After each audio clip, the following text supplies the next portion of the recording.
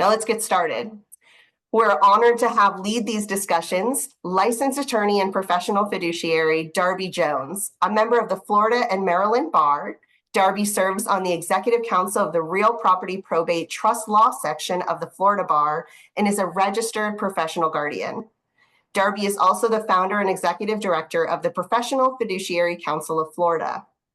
Darby, what do we need to know before assigning a power of attorney? Oh my gosh, you need to know a lot, but it's all good stuff and it's all manageable and important. So as Michelle said, she's going to have a follow-up with all the resources, so don't feel too overwhelmed. And of course, I'm available. You can reach out to me. The past episodes are available not only on the website, but also on YouTube, Aging Academy, so you can go back and watch. And we'll refer to a couple of the previous episodes during today's presentation. But first of all, Happy New Year, everybody. I'm really glad to be back for a second season. The first one was a lot of fun, and I've gotten a lot of ideas for future content based on your comments and feedback, so keep that going. None of us have aged before, so we're all going to go through this together. And a power of attorney is a big piece of aging safely. So today is going to be full of good information, and I'm going to answer a lot of your questions. I also want to make sure that our presentations are thought-provoking and also full of helpful information. So that's our goal, is just to make you think, make you realize and appreciate the importance of some of the things that you need to get in place to make your aging journey stress-free and safe. I also want to thank AARP again from the bottom of my heart for being here and supporting us to be able to do this. I'm here on behalf of the Professional Fiduciary Council of Florida, which is a great institution to enhance and educate and promote professional fiduciaries like myself across the state of Florida. So welcome to season 2, everybody. We're going to take a deep dive into power of attorneys. And you have heard me say, we're just going to stick to power of attorneys today. There are a lot of estate planning documents that you need to have in place. And we have a prior episode, in fact, called Demystifying Estate Planning from last year. Great episode where we talk about all the various documents that you need. But today we're going to focus on power of attorneys. And if you're new here, I think and highly strongly think that a power of attorney is, if not an important document in your estate planning, it is the most important document for you to have. I don't know that people give it the attention it deserves because you just sort of hear it all the time. But the bottom line, it is a critical document for a lot of reasons. So today, I want you to be able to leave with the confidence that you know that this is important and you've got to get yourself one included in your plan, and that you know what to do to call your estate planning attorney and get it done, and that you're going to feel confident and comfortable with what that document is and what they do and what they don't do. So let's start by giving you a little bit of background, and I'll make it brief for those of you that are new. I used to be an estate planning attorney. I then was a trust officer for many years, but I ultimately chose to be a professional fiduciary because during my career as an estate planner and as a trust officer, one of the most common challenges that we always faced was trying to find someone to name in that power of attorney. Because many people don't have anybody, or they don't off the top of their head know who they can name to serve in those capacities. We all tend to name our spouse, which is perfectly natural first choice, but beyond that, sometimes it's a challenge. So I became a professional fiduciary to be able to fill that niche. There's a real need, especially here in Florida, where we have a huge population of what I call orphaned adults who need somebody. So that's what professional fiduciaries are equipped to do. Over the last, 15 years now, I've been serving in a variety of fiduciary capacities like power of attorney or healthcare surrogate or trustee or personal representative or guardian. So, so throughout today, I want you all to be thinking about who it is that you think would be appropriate to name in your soon to be drafted power of attorney. I also want to share with you that I am not here today to give legal advice. I am not here as an attorney. I'm not here as a financial advisor. I'm simply here to share with you the real in the weeds experiences that I've had over the last, 25, 30 years in and around the fiduciary world, and how I know how valuable the power of attorney is, and I can impart to you, hopefully in real terms, what they do and what they don't do. So let's get started.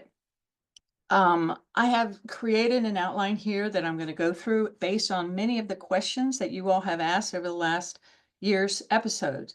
So again, if I don't address one, please go ahead and post them in the chat and we can get to them at the end. In fact, Flavia, your question is definitely one that I will be addressing. So good for you. So let's start with, what is a power of attorney? An power of attorney is a document, and it's one of the documents that you are going to execute when you go to your estate planning attorney and do your estate plan. And you'll also have a healthcare surrogate, you'll have a will, you may have a trust, and you may have a living will. Now, in various states, they may call them different things, but those are generally the basic documents for an estate plan. In that power of attorney, you're going to name someone as your agent. So technically the term is, I'm an agent under a power of attorney. So let's say if Michelle drafted her power of attorney and she named me, I'm the agent. So technically we should say serving as an agent under a power of attorney, but that's way too many words. So we're just going to say power of attorney. So you're going to have this document. It's called a power of attorney. You're going to name someone as your agent under that power of attorney. That document itself is the legal authority for that person to be able to manage on your behalf. And generally speaking, a power of attorney addresses financial matters. So it's generally banking, investments, check writing, getting your taxes done. So if it's financially oriented, that's what typically a power of attorney is trying to address. Some of us have a lot more complicated financial lives than others.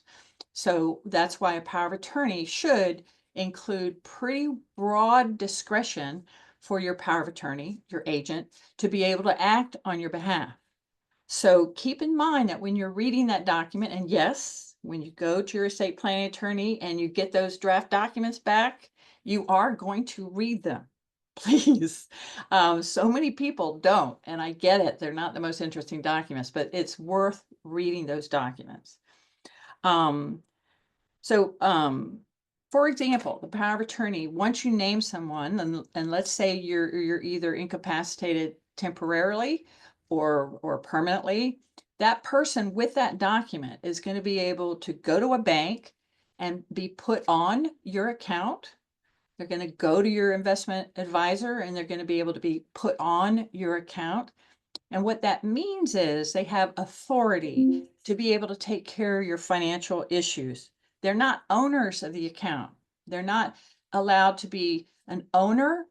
Your account does not become part of their financial statement. They don't have legal ownership of your account. They simply have the authority to write checks and manage the account. Okay, so very often people think that if they put a power of attorney on there, all of a sudden they're an owner, or they think if they put a joint person on their account that they are a power of attorney. Two very different things. And we're going to talk about joint accounts later. But putting someone on your account as a joint owner is not the way to achieve having someone have authority over your account. A power of attorney is the most appropriate way to grant authority to someone to be able to take care of your financial affairs. It's a very important distinction that I want you all to really understand. Well, we got good questions coming up here already. I can see them. So again, don't name someone as a joint owner of your account if you want to allow someone authority. It's the power of attorney. That's the key. And let me give you a quick example of why a joint ownership is different. If I, for example, have let's say Chandra and Michelle are my two daughters, right?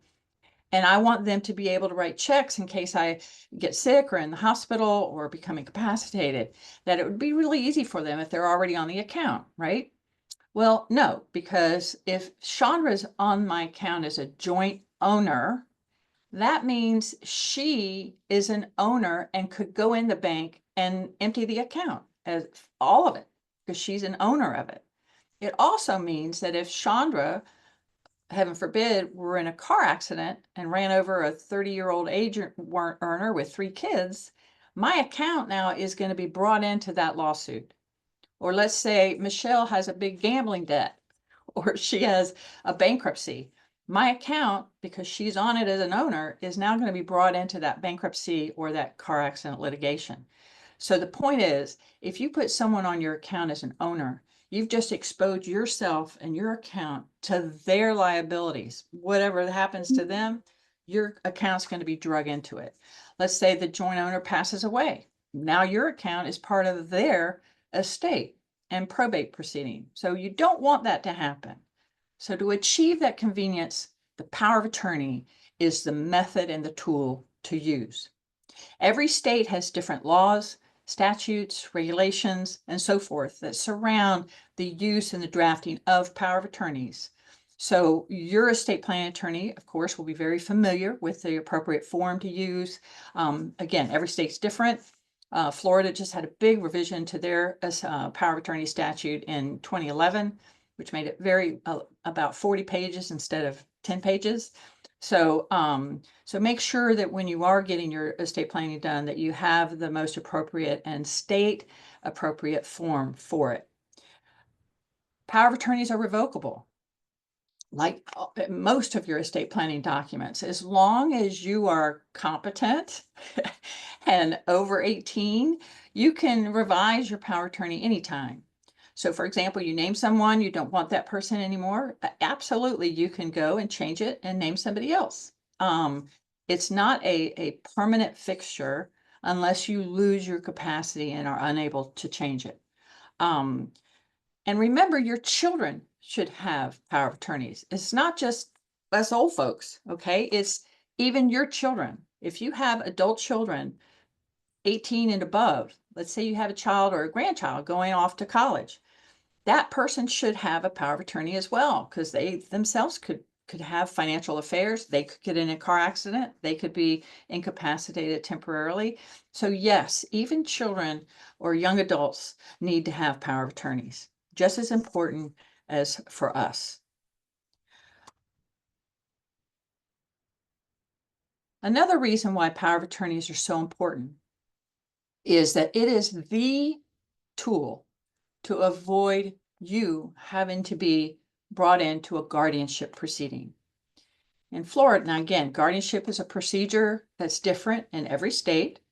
In Florida, we have very well-developed guardianship statutes simply because of the nature of our population.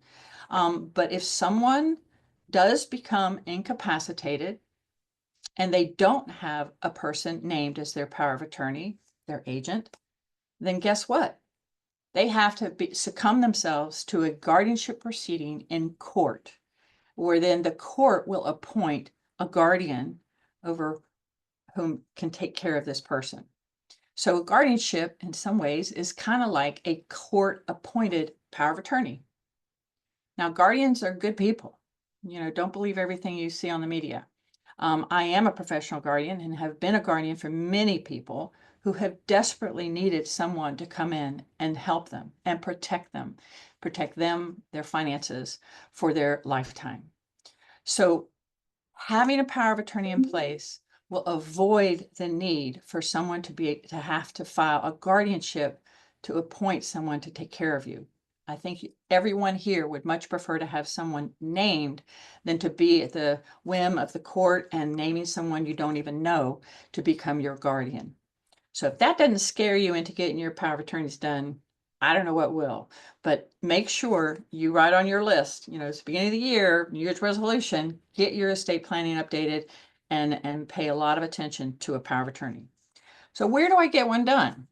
Well, first of all, I want everybody to put their right hand up and say, I promise I will not get my power of attorney off the internet. Okay. You're gonna go to a qualified estate planning attorney and get your documents done there. As tempting as it is to push a button and get a form off the internet, that's a mistake. Every state is different. Every state's used to looking at certain forms. There's certain authorities or not that need to be clearly directed in the power of attorneys. And you're running a big risk when you're taking the cheap route or the easy route and not going to the estate planning attorney and having it done. And you're going to have some resources here of how to find a qualified estate planning attorney if you don't know or have one. It's hard to know who to go to if you haven't been to one. You have local bar associations. Every state, every locality has a bar association. You can call that bar association and get a list of those attorneys who specialize in estate planning. There is the American Bar Association that you can go to also that has information and pamphlets about power of attorneys and about how to select an attorney. We also have the National Association of Estate Planning Councils. Very often there are regional councils where a group of professionals will meet regularly, and it's called an estate planning council. It's made up of not only attorneys, but sometimes trust officers, CPAs, and others who work in and around the estate planning world. So look for your local estate planning council, and that's another way to find someone who's active and respected and involved in the estate planning world. So the American Bar Association, your estate planning councils, and then there's American College of Trust and Estates Council. That's a national organization of very highly qualified estate planning attorneys. That's also an option. So if you have a fairly complicated matter, that might be a good place to start as well. But my advice to you is if you're looking on the internet and looking for an attorney and the website says that they do, divorce and bankruptcy and real estate and adoption and estate planning, I would recommend going to a firm that really specializes in estate planning or elder law, and go to an attorney that's been doing it for a period of time. Just my piece of advice. So can I name more than one person in my power of attorney? Yes, you can. You can name, for example, my daughters, Michelle and Chandra. If I can name them both in my power of attorney. However, I do not want to name them as co-power of attorneys. So in other words, I'm going to say, hey, if I'm ever incapacitated or am I unable to manage my own affairs, I would like for Michelle to be my agent under my power of attorney. If Michelle isn't available or is unable to serve, then I want Chandra to be my power of attorney. So you can name people in succession, but don't name them as a group. It's very tempting because I don't want to hurt Chandra's feelings. So if I name her second, I don't want her all mad at me. But the reality is having to make them work together to manage my affairs is just impractical. So for example, if I'm now in a car accident and they're going to have to pay my bills for me, even though temporarily, they go to the bank. Michelle lives near me, Chandra does not. And the power of attorney says, oh, well, you got to have Chandra here too. We need both your signatures because you're both co-agents. So it just makes it really impractical. So name one, then the other. If you have 3 kids, name one, then the other, then the third, or whomever you have that you're going to name them sequentially as opposed to a group or co-agents. Are there different kinds of power of attorneys? There are a lot of kinds of power of attorneys. And for example, here in Florida, we have what we call durable power of attorneys. We have power of attorneys that are limited. You can limit the scope of a power of attorney to do just one act. So for example, let's say I've got a house for sale, but I'm also going on a cruise. I want Chandra or Michelle to be able to sell that house while I'm gone in case I can't get the contract or sign it. not incapacitated, I'm just might be unavailable for that transaction. So I can have a power of attorney that just gives Michelle the authority to sign that contract for that piece of property. Or some other example where it's just limited to a specific authority. It could be over managing a particular business. Let's say I have a florist shop and I want Chandra to be able to step in and handle my florist shop in case I'm not around. I can have a power of attorney that just gives her the authority to manage that asset. So those need to be crafted very well so that it is broad enough for her to handle it, but limited enough that she's not able to get into other areas if I don't want her to or need her to. There are springing power of attorneys. That means the power of attorney is not valid until the person actually becomes incapacitated. In Florida, we do not have springing power of attorneys. I do not recommend them. And the reason is it's really hard to prove when somebody becomes incapacitated. Your mom might just be acting crazy. She's just all of a sudden starting to give money to everybody. She's just not really herself anymore. And it's hard to then take her to the doctor to let her be tested to make sure she's not managing her affairs, because she's probably not going to cooperate with that. So rather than waiting for that moment that somebody is incapacitated to then have the authority, go ahead and sign the power of attorney, and it's immediately effective. So in Florida, the minute I sign a power of attorney, Shell and Chandra have the authority to act. But the truth is they're not going to, because I'm not incapacitated and I don't need the help. If I didn't trust the fact that they're not going to go start attacking my bank account, I shouldn't name them. If you don't trust the person to not, jump the gun and start using your power of attorney in advance, that's not the right person to be naming in your power of attorney. So in Florida, they're immediately effective. Can I cancel or revoke my power of attorney? Yes, you can. And we mentioned that earlier. Yes, you can cancel it, you can revoke it, you can change it. Michelle may marry some guy that I can't stand, and therefore I don't want Michelle on my power of attorney anymore. I absolutely have the right to go and change it and name Chandra instead. So don't worry about that. Don't feel like you're, you know, permanently assigned to these documents. That they're all revocable, and your attorney's more than capable of revising them anytime. Now, I would caution you, though, that if I do have a power of attorney naming Michelle and Chandra, do I want to share it with them? Do I want to give them the document now? My recommendation is you let them know that they're named, but you keep possession of the document so that if they ever need it, they can come get it. And where to keep original documents is another conversation we can have one day. But suffice it to say that it's not in a safe deposit box. That's always a mistake to utilize those for important documents. But the reason I don't particularly want to share my documents is I may change my mind. I may decide Michelle isn't my power of attorney, but now I've already given it to her. Who's going to know if she's going to run around with the wrong one 5 years from now or 10 years from now? So you want to keep your documents to yourself. Let your fiduciaries know where the documents are, and that way you don't have to worry about any changes down the road. Should I tell the person that I've named that they are named?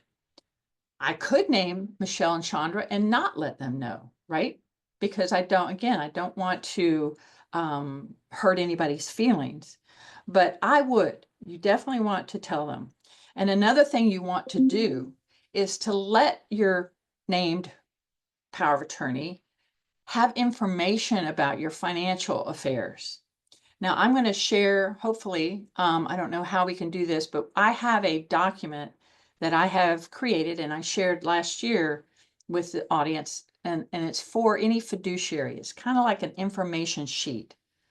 So think about back in the good old days, if any of you have children and you hired a babysitter, that list that you put together for the babysitter, here's their favorite food, here's their doctor's number, here's the neighbor, here's our number, blah, blah, blah. This is kind of like that. It's not, I don't need to know everybody's account number. You don't need to share passwords. You don't need to share details. But you do want to just say, give them just the beginnings of where to go. For example, what bank you utilize, what investment house in the name of the person. Who is your car insurance with? Who is your homeowner's insurance with? Who is the name of the attorney that you want me to call for help? Who's the name of your doctor? So those just, again, you don't have to drill down and get in the weeds with it, but this gives me a way of where to start. Who's your CPA? Who are your trusted contacts? What are your funeral arrangements? Again, I don't need to know the details or the contract numbers, but just it gets me going in the right direction if the time comes that I need to step in and handle your affairs. So whoever it is that you name as your agent and your power of attorney, you do need to prepare them for that. Many of us in the audience today have never served as a power of attorney for someone. So how do you know what to do? So this is a good way of just making sure that they're going to have a leg up, because very often when one is needed, it is an urgent situation. It's something that was unexpected and urgent. So this is a way to prepare those people. Now, who do I name? This is a very important issue. Like I mentioned before, don't just name your children because they're your children, but name them because you know them, you trust them, they're qualified, they're competent, and they know what to do. Your children may not be the right choice. So think long and hard about who you're naming. Let's say you have a son who's a CPA and a daughter who's a nurse. Well, it's your, inclination to say, well, he's a CPA, he's familiar with money and, he knows how to count. So he might be the better person for my power of attorney. But that could be completely wrong. He could be a hard-headed, insensitive, too busy person to really be the right choice for your power of attorney. The daughter, on the other hand, might be super organized and very available, and she would be the better choice as your power of attorney. Being a power of attorney doesn't take any kind of math whiz, and you can always reach out for support. That's what your estate planning attorney's for. Very often that daughter or son or Michelle or Chandra, one of their first calls should be to my estate planning attorney if I become incapacitated or am in a car accident, so they can get guidance on what to do next and how to serve in these capacities. So don't just assume because somebody's a nurse that they should be your healthcare surrogate and the CPA should be your power of attorney. Name the person who's going to be available, that you trust, and that would know what to do next. And when I say available, I don't necessarily mean geographically available, but just available emotionally and time-wise. And we've talked in other episodes about how you can help people as a power of attorney at a distance. And that might be something we want to delve into a little more in the future, in a future episode as well. But again, I'm going to go back to the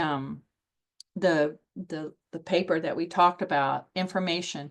I want to add on there that you also want to make sure that you let people know on that piece of paper any real estate that you own. If you own real property out of state, or if you own a share in a small business, and if you have any valuable personal property, what we call tangible personal property. So for example, you have a rare collection of art or tchotchkes somewhere. You want to make sure your power of attorney appreciates that collection and understands the value of whatever that collection is. And guns as well. You want to make sure the person is aware of any guns or any licensed or regulated property that you might have. Now, what do I do if I don't have anyone to name? And this is a real problem for some people. In many states, or in some states, there are people like myself, professional fiduciaries. California, Arizona, and Florida have a fairly organized way to identify a professional fiduciary. Sadly, a lot of states do not. So what I would recommend is that you look at your attorney who you're meeting with and see if they're familiar with someone who might be able or willing to serve. Talk to your CPA. I mean, they are getting these questions from people just like you all the time. So they may have a resource for you or a person that's willing and able to serve in that capacity. There's also an organization called the American Association of Daily Money Managers. I'm going to give you that link as well. These are individuals who, and if you get a certified daily money manager, they are insured and they go through a criminal background check to be able to manage people's finances. And some of them are willing to take on that added role as a power of attorney. And in this instance, this is a good example of where a limited power of attorney might be really helpful. So that's another association you can reach out to. And also talk to your financial advisor. Again, they get this question a lot. I don't have anybody. Do you know of someone or an entity that's able or willing to serve as a power of attorney over me? The last idea, and this is probably the hardest, but probably the best, is to make it your job to now cultivate relationships, especially at this point in our lives, where you will find someone that knows you that might be willing to serve in this capacity. And if that person, if you can identify, and it could take a while to cultivate that relationship, and you want that focus that relationship on this purpose. Okay, talk about it. Understand and feel whether they're trustworthy and capable of handling this. And again, you've got that sheet. You're going to empower them to do a good job. You're going to let them know who your attorney is, who your CPA is, who your investment advisor is, so that they have the right team, the same team that you have in place, so that if anything were going to happen, they're capable of at least helping as best they can, because you're going to empower them to do so. Now, what should I do? What should I be doing if I'm named as an agent under a power of attorney? So far we've been talking about what you need to do about naming someone in your power of attorney. But what if you're named in somebody else's power of attorney? And what should you do to be ready for that? Well, many of you in the audience today are probably named as somebody's power of attorney, your parents or your sisters, or maybe even your children's power of attorney. Take that piece of paper that we showed a while ago and gather that information. Find out from that person those items: Social Security number, phone numbers, insurance, investments, banking, personal property, real estate, all that stuff that you might actually need to start taking care of. But better to know about it in advance than under urgent circumstances. So if you're named in any power of attorney, make sure you've got at least some basic information to be able to get off the ground. And if you can get a copy of the power of attorney, even better, so that you can read it and be familiar with what your roles are and what they're not. What are the duties and responsibilities of someone named as a power of attorney? Well, there is this very substantial area of law called fiduciary duty. And a person serving as an agent under a power of attorney, or a trustee of a trust, or a personal representative of a will, or a surrogate under a healthcare proxy, those are all what we call fiduciary roles. So when you are serving in that role, you are a fiduciary. And in the eyes of the law, you are held to a very high standard. You must act in that person's best interest, not your own. So you need to be aware that if you're serving in those roles, you need to be very careful. You need to do what's right for that person. No self-dealing, no conflicts of interest, no commingling of assets. You want to track your time very carefully, and you want to, what I call, act in very bright daylight and high disclosure. And if the person that you're over whom you're acting as power of attorney, if you have any questions or concerns, or if the assets might be complicated, that's when you want to reach out to that estate planning attorney for guidance and protection to make sure you're doing your job appropriately. Every state has statutes that address power of attorneys and the people serving thereunder. So make sure you stay between the lines. I tell anyone that's serving in any of these roles, pretend like there's a judge on your shoulder. And no matter what you do or what you're deciding to do, should I sell mom's car? Should I close that bank account? Should I give out gifts? What would a judge think about what I'm about to do? So always have that little second guess in the back of your mind if you're serving in a fiduciary role. And that's surely a good self-check, to see if this is really what I ought to be doing. And if you're not comfortable with it, just get more information and get more comfortable with whatever decision making you might have that you're faced with. What if I suspect that someone is misusing a power of attorney? Let's say somebody's, your friend, and your friend's son is the power of attorney, and you think that something's not right, and the son may be taking advantage, or the friend's taking advantage, or whoever is taking advantage. You need to do something. Okay, that person is being exploited, and it happens, unfortunately. In Florida, we have in fact, thanks to the AARP lobbying efforts, we have a very strong exploitation statute in Florida that allows accounts to be almost immediately frozen if someone is suspected of exploiting a vulnerable adult. So make sure in your state, if you're familiar, call and see if there is such a statute, or call what we call here in Florida, Department of Children and Families. I'm sure there's an agency like that in every state. But if you suspect someone's being taken advantage of, you need to say something. Many times the reporting is anonymous. So if you're afraid of the son or whoever it is that you think is taking advantage, don't be, because the reporting is anonymous for that reason, because they know that you're not going to want to identify yourself as the person to be reporting. The AARP, and again, it'll be in the resources, but the AARP also has a fraud hotline, and that's a great place to go to call to get resources. In fact, and probably more state specific, a direction of where to go if you suspect or think someone that you know is, or yourself have been a victim of fraud. Another option is to call the attorney who drafted the documents and say that you feel that the person being named is not doing their job or not doing things appropriately. They may be able to file a lawsuit for what we call breach of fiduciary duty. Remember, someone serving in that role is a fiduciary. And if they start mistreating or stealing the money, that is a breach of their fiduciary duty. Or you can even just call the police. That's not a bad step to take. And they can do a wellness check on that friend of yours to make sure things are okay.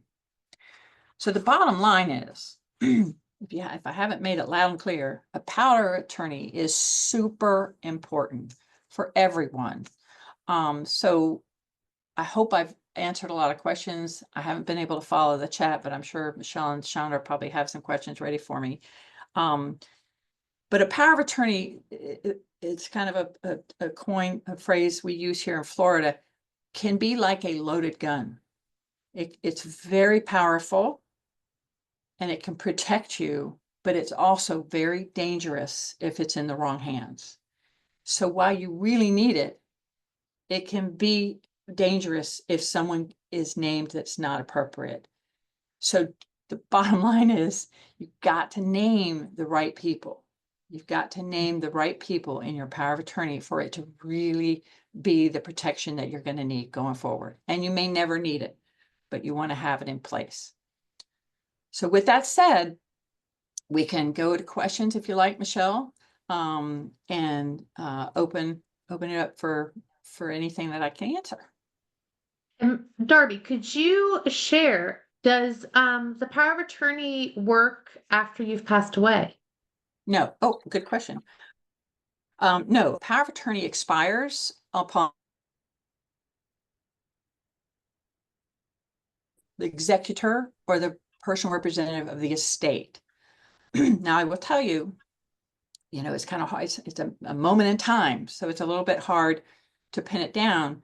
And very often, hopefully, the person who's named as your power of attorney is also your personal representative. That makes good sense. I mean, if you trust them to be your power of attorney during your lifetime, they're likely a good candidate to be your personal representative as well. So the authority is still there, but the document isn't going to help you. That document expires the minute a person dies. And then the last will and testament comes alive. And that's where the personal representative is. So I might be both of those people, but I just have to, that stops and the next one starts. So that good question. I forgot about that. If you move from one state to the next, does the POA still work before a new one's done? Do you have to have a new one each state that you live in? Well, that's a very good question too.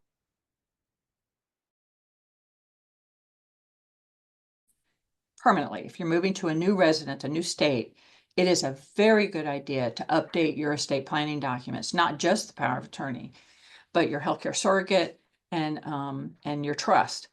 A last will and testament is probably the only document that really survives a move from state to state, because there's a reciprocity. If your will was executed appropriately under the state where you were when you executed it, we're going to honor it. That's how most states act. But power of attorneys and healthcare surrogates and so forth, if you wander into a hospital with a power of attorney from Alaska, it's not a familiar document. They're going to not be sure if it's still in force. So you might have a lot more difficulty getting a bank or a financial institution to honor it.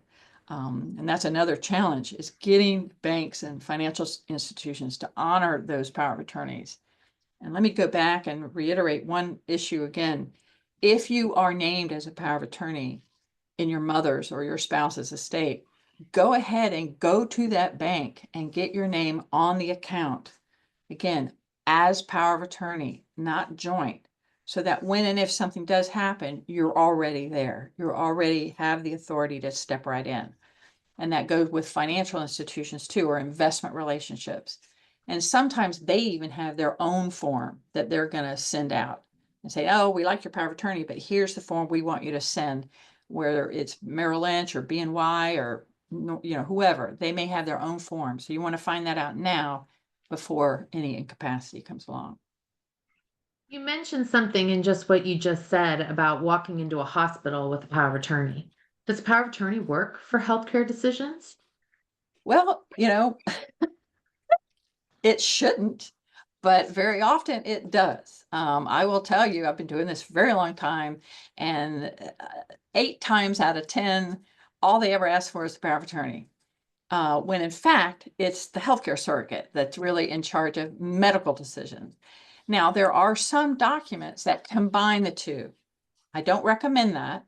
There are some documents that combine power of attorney and healthcare surrogate into one document. But it's just everybody's in a habit of just saying, are you the power of attorney? And you just say, yeah, and there you go. But technically, it's the healthcare surrogate who is the person that makes the medical decisions. And that's probably something we should talk about in another episode too, the duties and responsibilities of that person and who you should name. Good question. And I think you kind of alluded, well, you've said this quite honestly, but the agent, do they have to be an attorney? No, not at all. No, in fact, more often than not, it's not an attorney. It's your trusted friend. It's your child. It's your spouse. It's your best friend from college. It can be anybody can serve as an agent under a power of attorney, as long as they're over 18 and not incompetent themselves, of course. And there's compensation issues that vary from state to state, whether you can get paid for that work or not. In Florida, of course, you're entitled to compensation for the time and effort that you put in. It's a lot of work for any of you out there that have done it. And you just need to track your time and track your expenses. But yes, you are entitled to compensation but you do not need to be any special professional. This kind of lumps together for our orphaned adults and those without anyone else. You gave some suggestions of folks who could be power of attorneys. Any suggestions on how to locate those people? I think you mentioned the fiduciary council. Could you just touch on that again? Where to find someone if you don't have anyone? Yeah, if you don't have anyone, make it your job to see if you can cultivate a relationship with someone who can be. If you live in a neighborhood, or if you have a friend that you've been friends for a very long time, have that conversation with them. Ask them if they're willing. Maybe they have someone in their life who's their power of attorney who may be willing to be yours as well. I'm not saying do this willy-nilly, and I don't want to give that impression, but I do want you're better off having someone named than no one named. So, and again, you can always change it. So try to think it through after today. Really think about who in your life might be capable or willing. And again, start with your estate planning attorney, because they get these questions all the time. And they may have resources or individuals in your community that are willing to serve in these capacities. Again, in Florida, we have a council. In California, they have a very well-developed professional fiduciary association, as well as in Arizona. And it's just, you've got to really work at establishing that, almost like a, I don't hate a dating, they should have a dating site for, power of attorney. But no, make it your job to put effort to this and find someone. Again, your CPA is a good resource. They usually have good bookkeepers in their offices who are asked to serve. And again, you can use a limited power of attorney, even if it's someone that's just there to help you write checks and to manage your finances. That'll go a long way. If you have no assets or very limited assets, is a power of attorney still a good thing? It is, because let's say you have very few assets and you're looking at long-term care, and now you need to apply for benefits from Medicaid or other governmental benefits. And if you're not capable of handling that paperwork or getting that stuff done, that's what a power of attorney can do. They can execute applications and financial affidavits on your behalf in order to apply for benefits for you. So yes, even if you have minimal assets, it's still important to have a power of attorney. If you are Oh, you're on mute. sorry, if you are serving as a power of attorney and you need to now act as that power of attorney and go to the bank, do you take that with you to go to the bank to conduct business? How that's what you do. And in fact, some states may require that you have the original document. In Florida, a copy is presumably sufficient. But I will tell you, it is not an easy process. That's why I would recommend that if you are someone's power of attorney, go to the bank with that person now, with the power of attorney, and have that bank or financial institution put you on the account now. You may not need to do anything, person's fine, but if something were to happen, you've already got it done. Because once the person is incapacitated or in the coma or in the car accident, and you trot down to the bank, it can take weeks and weeks to get them to approve the power of attorney. And in the meantime, the person who you were trying to help needs help, and you have no access to their account. You can't write checks, you can't hire caregivers, you can't pay their bills, because you're waiting for the bank to decide whether they're going to approve the power of attorney or not. So yes, go to if you're named as a power of attorney, sit down with that person and say, hey, let's go ahead and get our affairs in order now. Let's call your broker. Let's call your investment advisor. Let's call your bank. Let's make an appointment. Let's send them the copy. Let's get all that done now. So when something happens, I'm ready to roll. that make sense? And again, if you shouldn't name that person if you don't trust them. So if you're worried that, oh my God, if I put my daughter on my bank account, she's going to go steal my money. Well, that is not a good person to have as your power of attorney. You might want to reach a little further. And the same, the issue about the guardianship, you want to make sure that you don't, incapacity is a big issue. I get calls all the time saying, well, my mom, she's just, the doctor says she's incapacitated, and she's the neurologist says she's incapacitated. But until a court adjudicates somebody incapacitated, they're not. Okay, they're not incapacitated. So they could be running around doing all kinds of crazy things, but until a court adjudicates somebody incapacitated, you can't just say they are. And that's kind of where that power of attorney is so powerful, is so that you can step in and help these people who may not have their wits about them at the time, and protect them without having to go to court. That's the whole purpose of having this power of attorney in place. If you are married, is it necessary to name your spouse as a power of attorney? It's not necessary, but that's probably preferable. The spouse certainly would know your finances and, the personal stuff that's going to need to be known. It makes sense, but it's not required. You can name anybody as your power of attorney, but it makes sense, to name your spouse. But certainly not mandatory. No. There's lots of questions here about folks who are looking to have their documents created. And so we'll definitely have to talk about that a little bit more. Some folks that have had some issues with using a durable power of attorney at a bank and insisting that they must use the bank's POA. Oh, have you heard of that? Sometimes a bank will have an affidavit that they want you to sign saying this is the valid power of attorney. There haven't been any new ones or amended ones or whatever, so that you're on the hook for going in there with a outdated or invalid power of attorney, not the bank, right? Every bank is different. I mean, you can, they're the bane of my existence. Yeah.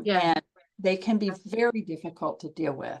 And sometimes it can take 2 or 3 or 4 appointments and God knows how many phone calls to try to get them to accept a power of attorney, which is why I highly recommend dealing with it while the person's alive and competent, and have them go with you to the bank and say, yes, this is Darby and I'm naming her as my power of attorney and I want her to be on my account as power of attorney. That's the perfect scenario, although it rarely happens, but that's the way to do it. It's because sometimes I've had to get the lawyer to write a letter to the bank saying, hey, what's wrong with you people? This is the power of attorney. It's valid. It's written according to Florida statutes. Why are you not acknowledging it? So, I mean, in bank's defense, right? Like I said, these are loaded guns. They can be great and protective tools, but at the same time, they can do a lot of damage. So the banks are just trying to be overly cautious sometimes. So in a way, I get it. But at the same time, it can really put someone at risk. If I really need to access money right away, which is generally the case, and I can't get to it, that's a problem. Now, it doesn't mean I can't get reimbursed later, of course, but it certainly would be better to be able to have that access. And we're coming up right on the 2:00 hour. I do just want to clarify, there was one clarifying question here, where you'd said having the person go to the bank and submit their power of attorney paperwork. You're not adding them as a co-owner of the account.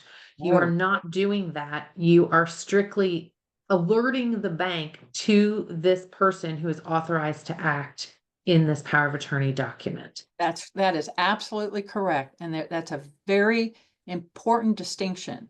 They are not an owner of your account, and they are simply able to to write checks if the day ever came that you needed their help. Yes, that is, and that's super important. It's much better than putting jointly titled assets or titled accounts. Now, I want Now, to I'm also not- Go real ahead. quick before Michelle closes out here. Our next episode in February is all about housing and what's a safe place to go. How can you be safely in your own home?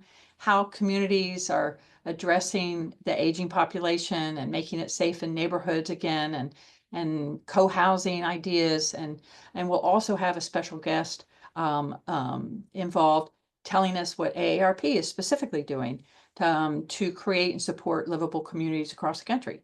So we'll have lots of little tips and ideas for those of us who are out there living alone in our neighborhoods and want to stay there, and how to make it safe and enjoyable. So with that, I'm gonna stop and let Michelle. I know we're up at 2 o'clock already. Oh, Darby, how do you keep all of this great information in one place? I mean, this was a lot of information today for me. So I imagine those of you who have joined us today will probably have additional questions. Again, just a reminder, if you need to rewatch this or you want to share this recording with someone you know who may possibly be your power of attorney, or you may be power of attorney for them, please do share the recording. We're going to have a post-event email that's going to go out a little bit later today, links to all the relevant resources that Darby shared with us. About where you can even find a power of attorney and how you can find attorneys in your community and other great resources. We'll also have the link to the Aging Academy website where the recording for 2024 sessions are already up. Great information there. And then today's recording, once Chandra has a chance to upload and edit that, clean it up a little bit, she'll have that on that site as well, probably within the next 2 days or so. And then links to resources will also be on the Aging Academy website. And as Darby said before, make sure you join us next time when we talk about housing options. Darby's got more information and wisdom to share with I us. see one question I've got to address real quickly, and this is super important. Kathleen Lawless asked, is a power of attorney included in wills or revocable trust? No, a power of attorney is very separate than a trust. A trustee only manages or has authority of stuff that's inside that trust, right? Power of attorney only has authority and access over assets that are in your individual name. If something's in a trust, power of attorney does not have access. If something's outside of the trust, the trustee doesn't have access. Two very different things. But that good question, and we could talk about that more at another time. But go back to demystifying. So another very important ask for all of you, if you enjoyed today's session, or even if you didn't, we do encourage you to share your feedback. In the post-event email, there's going to be a link for a very brief survey. Please do complete those surveys. That's how I was able to get Darby back for a 2025 series. It's how we know what issues are most relevant to you, that you have questions on, because that's what drives our agenda going forward. So please do take that very brief survey. Let us know if there are topics that you want us to cover. Let us know how great we did or otherwise, so that way we can continue to make these experiences just as beneficial and even better in the future. And we do hope to see you again on February 20th. And if we do miss you, don't worry, we'll have recordings for you. Thank you, and we hope you have a wonderful rest of your day.